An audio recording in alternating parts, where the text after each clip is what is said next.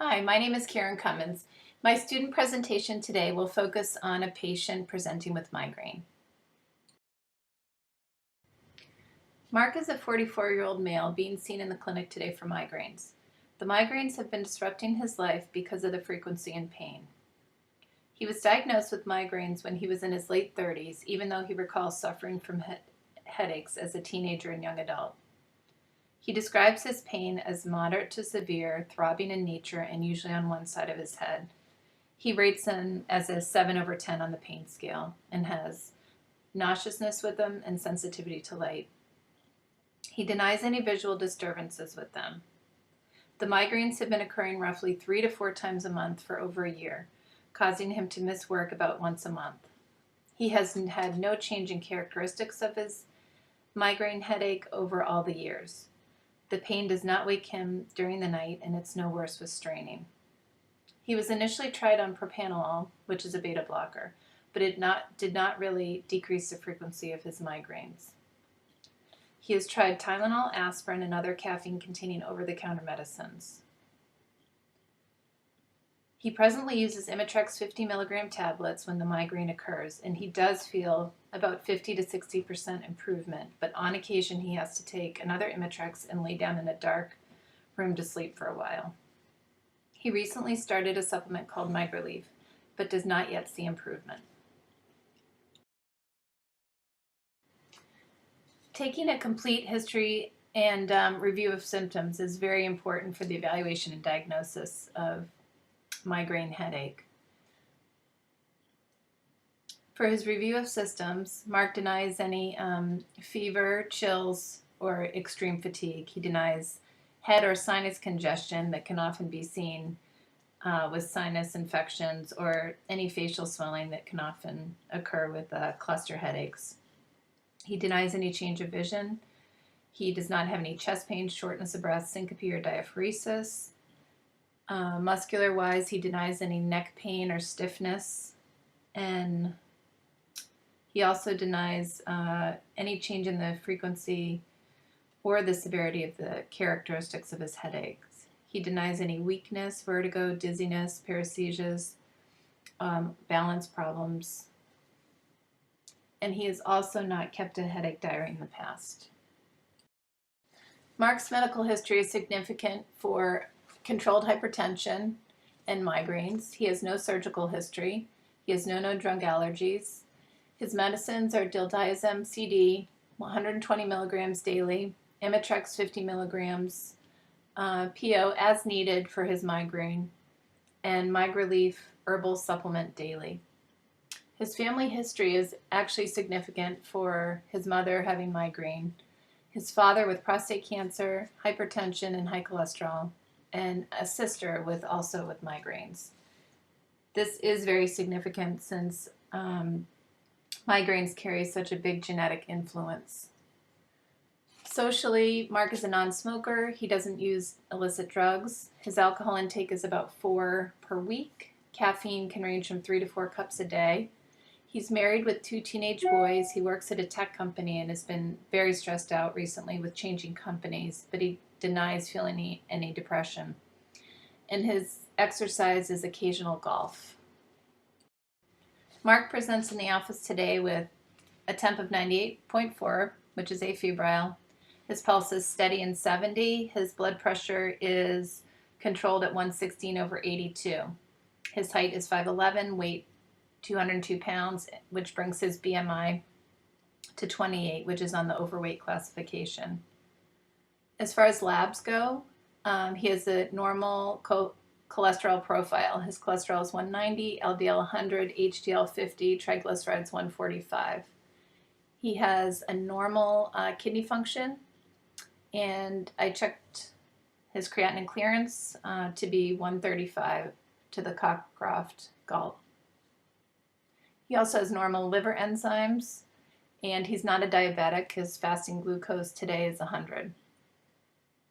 He had an EKG last year, which was normal, and that was done when he started Imitrex for the first time. And he's had no prior brain imaging with his migraine headaches. On physical exam, He's alert, oriented, and no apparent distress today. His pupils are equal, round, reactive to light accommodation. He has no sinus tenderness, and his conjunctiva are clear. Heart-wise, he's got a normal S1, S2, no murmur, rub, or gallops, and +2 peripheral pulses bilaterally. His lungs are clear. He has no cervical tenderness or rigidity.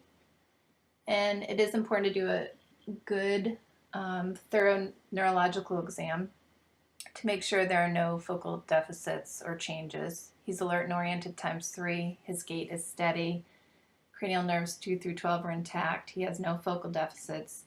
His motor strength is equal 5/5 bilaterally, as well as his reflexes at 3/3 bilaterally. We know that Mark already has a diagnosis of migraine, but it's always important to reevaluate any headache presentation to make sure nothing new has come up. In the list of differential diagnosis, we clearly have migraine with aura, without aura, and complicated. The International Headache Society does give criteria for migraine. As you can see below, Mark does qualify for that. He has at least 2 of the following: unilateral location, throbbing, worsened by movement, and moderate to severe in intensity. And he also does have nausea and vomiting and photophobia with it. The criteria for migraine with aura includes a reversible focal neurological symptoms that develop gradually 5 to 20 minutes and last for less than 60 minutes. Mark does not have any of these symptoms of an aura or visual changes. And then complicated migraine can include basilar and hemiplegic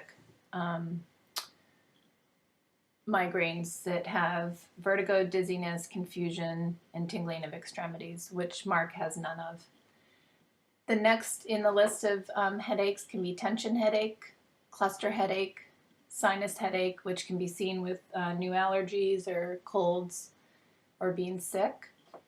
And one of the most important things to be always looking at is secondary pathological headaches. These headaches are ones that would need to be evaluated immediately, and often think about, is it the worst headache or the first headache of your life? It's neither of these for Mark. Some of the red flags that you would evaluate were age over 50, a thunderclap headache, which is intense and happens within seconds. You'd look for a headache that worsens with cough, one that has increased frequency or intensity, one that has focal neurological deficits with it or altered mental status, or fever.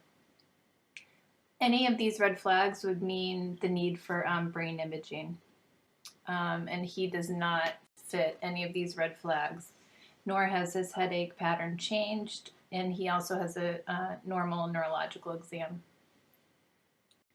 So what is a migraine? A migraine is an episodic headache disorder.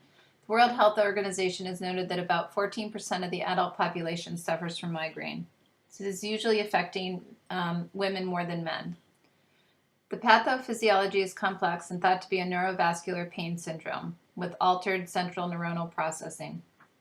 These alterations cause activation of brainstem nuclei, cortical hyperexcitability, and CSD, which is spreading cortical depression. That's a well-defined wave of neuronal excitation that occurs with people that have migraine with aura. The trigeminal system is also thought to be involved. Neuropeptide release causes painful dilation and inflammation of cranial vessels. There's also a strong genetic component, with about 70% of migraine patients having a first-degree relative with history of migraine. We can clearly see this with Mark and his family history. Migraine treatment can consist of acute treatments and preventative treatments. We'll start with acute treatments, whose goal is to reverse or stop progression of headaches that have started. They can start with simple analgesics given for relief of mid to moderate headaches, such as Tylenol, aspirin, and caffeine-containing products. NSAIDs have been actually proven to have a lot of clinical efficacy, and especially what's been shown is effective combination of naproxen with Imitrex, and there's actually a new FDA-approved drug for that. It has resulted in some better outcomes than using either naproxenolone or Imitrex with migraine, and it's quickly absorbed and well tolerated. I would avoid opioid analgesics in the outpatient setting at this point. Triptans are the next category. They're a serotonin receptor agonist that cause vasoconstriction and block vasoactive substances. They're contraindicated with known coronary artery disease and uncontrolled hypertension. Examples of the triptans are Imitrex, Maxalt, Emerge, and Zomig. And Mark is already taking the Imitrex with some fair relief. Given his controlled hypertension, I think it's safe to keep him on the Imitrex at this point. Effectiveness and tolerability vary among patients, and sometimes there's a need to try different triptans and also to try different delivery systems of it. There's also a patch, a nasal spray, and a sub-Q injection. Mark may be a candidate down the line for the sub-Q injection that may provide faster action and give a little bit more relief. But I would always still be aware of reevaluating his cardiovascular risk. The next grouping is the ergotamines. They are vasoconstrictors, and you do have to be very careful with cardiovascular risk. There can be many side effects, some being nausea and vomiting, and a big potential for overuse headache. Antiemetics can be very useful in the inpatient and outpatient setting, used in combination with other treatments. Some considerations for acute treatment is to be aware of medication rebound and overuse if these medicines are used too much in a month. The other consideration is if there's irretractable pain or vomiting or prolonged migraine over 72 hours, the person may need to go to the ER for IV medicines. Preventative treatments are discussed now. Those would be considered if someone's having over 2 migraines a month, or if they're lasting over 24 hours, or if they're becoming very disruptive, if the headaches are disrupting their life and causing disability. The American Academy of Neurology has classified many meds. They've listed beta blockers as a Class A recommendation. It's one of the first-line medicines to be used, and it can give up to 44% reduction. It would have been a very good medicine with Mark and his hypertension, but he didn't respond to it. The second Class A recommendation are anticonvulsants, and there's strong evidence that these decrease brain excitability and increase the threshold for activation of brainstem areas. The next grouping are tricyclic antidepressants, which are recommended. The anti-migraine effect is unrelated to antidepressant effect and can be treated at lower doses. Calcium channel blockers have been examined, and the evidence is conflicting. It may be inadequate, but it may be worth a try if hypertension is a comorbidity and the person can't take beta blockers. The next grouping are ACE inhibitors, which they're still looking at, but thinking that there may be some possible effects of that down the road. As far as herbs and vitamins go, actually the herb Butibur has a level A recommendation from the American Academy of Neurology, and they recommend it to reduce the frequency and severity of migraines. It could be 75 milligrams BID, and you'd have to monitor LFTs very carefully, and also drug-drug interactions. Feverfew, magnesium, and riboflavin have also showed moderate evidence for working. They can be used to reduce neuronal excitability. And the MigRelief that Mark is taking is a combination of feverfew, magnesium, and riboflavin. You just need to watch it with the antacids. Lastly, if 3 different preventative medicines weren't working, the FDA approved botulinum toxin injections to be given. And other considerations for preventative treatments would be letting the patient know they need to be very patient. Sometimes this only decreases reduction by 50%, but that could be what the goal is. And it could take 4 weeks to 3 months to see effects. Another mainstay to migraine treatment are the non-pharmacologic treatments and complementary therapies. They are very important for improved outcomes in combination with medical treatment. Biofeedback is thought to maybe change vascular dilation. We have cognitive behavioral therapy, relaxation techniques, which also include massage and yoga, and people have also tried acupuncture with some relief. Transcranial magnetic stimulation was FDA approved for people with migraine and aura. It releases pulses of magnetic energy to stimulate the occipital cortex. Nutrition is extremely important with migraine sufferers. They are told to avoid certain food triggers or figure out what could potentially trigger them.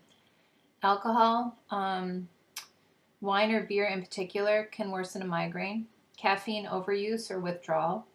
Chocolate, aspartame, MSG, citrus fruits, nuts, tyramine, which is found in aged foods such as aged cheeses and meats, and heavy yeast breads are all triggers.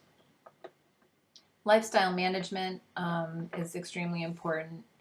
It's important to have adequate amounts of sleep, to have exercise. This may reduce pain intensity, but overall it's better for well-being and weight loss. And stress management techniques.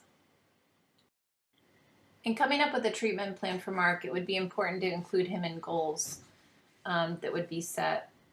Hopefully, the goal would be to decrease the attack frequency, intensity, and duration, improve the function and disability that Mark has had with missing work, and improve his response to acute treatment.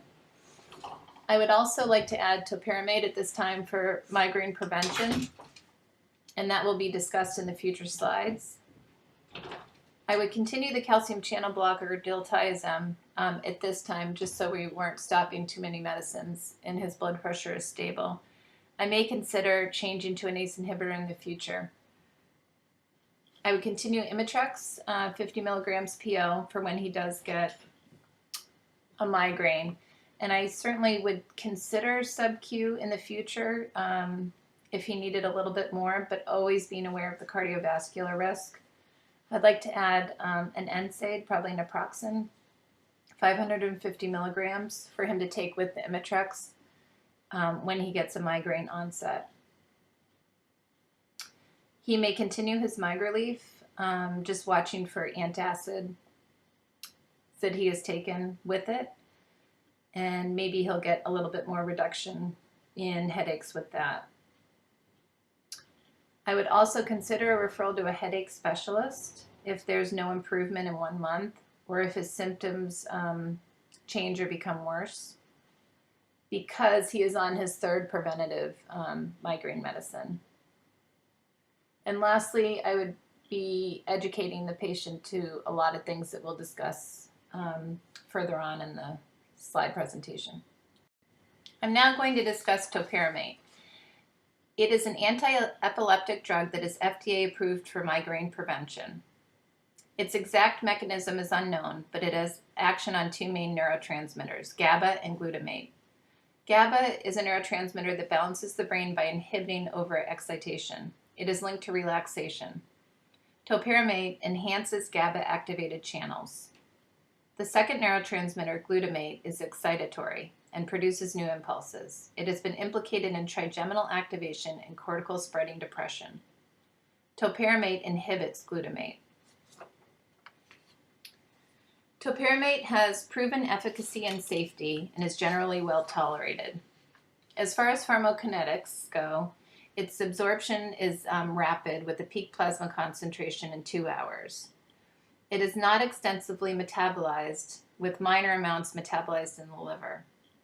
The elimination is 70% unchanged in the urine. It has a long duration of action, and its half-life is 21 hours. It is a part of the CYP450-3A4 substrate. It may be taken with or without food. I will now discuss the rationale for choosing this medicine. It's a good choice according to the guidelines for preventative meds with migraine. It's listed as a Class A recommendation based on multiple randomized controlled clinical trials. It's a very good choice since beta blockers did not work for Mark. I would also assess coexisting conditions to make sure that this medicine was okay. It's good for people who are overweight, secondary to its weight loss effects. His BMI is 28, so he could use that. He has no history of depression.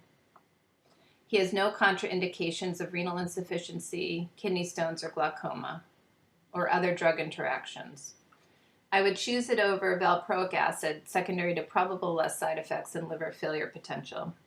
Valproic acid is a black box warning for liver toxicity. I would feel okay keeping the calcium channel blocker for now because the combination therapy would be okay and it is managing his blood pressure. It's a pregnancy D medicine, but we don't need to worry about that because he's male. And cost-wise, it does have a generic. So generic Topiramate is about $100 a month.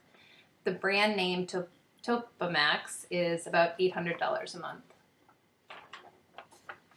Dosing-wise, it's important to do gradual increase in dosing. Week 1 is 25 milligrams PO at night. Week 2 is 25 milligrams BID. Week 3 is 25 milligrams in the AM, 50 milligrams in the PM. Week 4 is 50 milligrams PO BID to a max of 200 milligrams a day. I would not use extended release secondary to the caution that's given with alcohol intake within 6 hours. And I would also make sure that the renal dosing was okay. His creatinine clearance was 135, so there's no need to do any different dosing. And as far as looking at side effects, Topiramate is not without side effects or adverse reactions. The first I'd like to discuss is the potential for increased risk of suicidal behavior and ideation. It's important to watch for change in behavior and mood. Some people can get somnolence, some memory or concentration changes. A second adverse reaction to look at is the decrease in serum bicarb that can occur, causing a metabolic acidosis. Also, increased ammonia can occur. A third potential side effect is ocular syndrome. This is rare, but need to be aware that narrow angle closure glaucoma can occur. It would usually occur within 1 month. So it's important to have people watch out for eye pain or blurry vision. Another rare side effect that can happen is decreased sweating and hyperthermia, although this mostly happens with children. As I said earlier, weight loss can occur in 6% of patients, which is not necessarily bad in overweight people. As far as monitoring goes, physiologically, we'd want to make sure the creatinine clearance was okay. So having that at baseline. Also checking a sodium bicarb at baseline and periodically because of the risk of metabolic acidosis. We'd check electrolytes and caution if there was any hypokalemia. Ammonia levels should be checked if there's a change in level of consciousness. Also, knowing chloride, ammonia, and phosphorus levels upon start would be good. And keeping a close monitoring of weight should be checked at routine visits. Also, monitoring the effectiveness of the drug is important, and that would be done with the headache diary, which Mark has never done, so I would be educating him to that and having him watch for any changes in behavior and mood. As far as drug interactions go, this drug is CYP3A4 substrate, so caution would be advised if he were ever to start diltiazem. If we ever changed him to an ACE inhibitor, we probably have to monitor electrolytes and kidney function for that. Also, there could be some decreased levels with statins.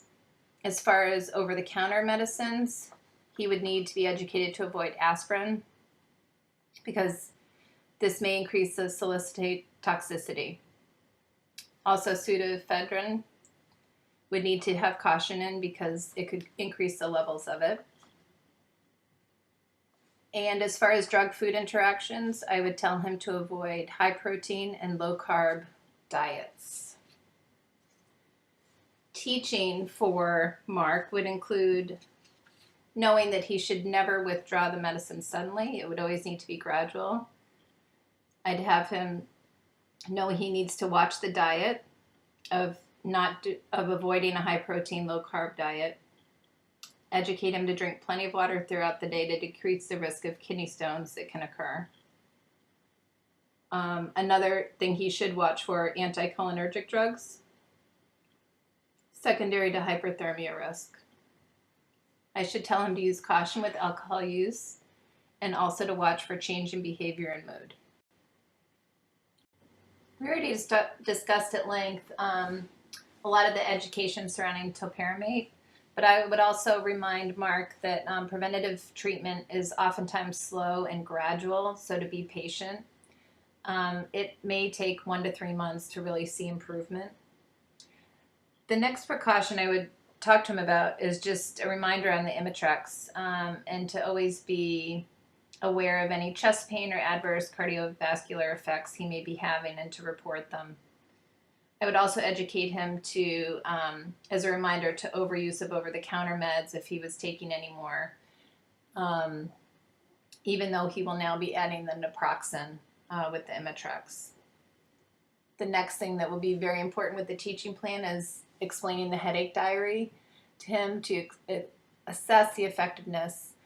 I think this will be a great way for him to see his food triggers, which he hasn't done in the past, sleep, and everything else that can be related to helping his migraine. And lastly, follow-up, I would have him see me in 1 month to evaluate the effectiveness of where things were at. And certainly if there's no change at that point, I would consider a referral to a headache specialist. Thank you.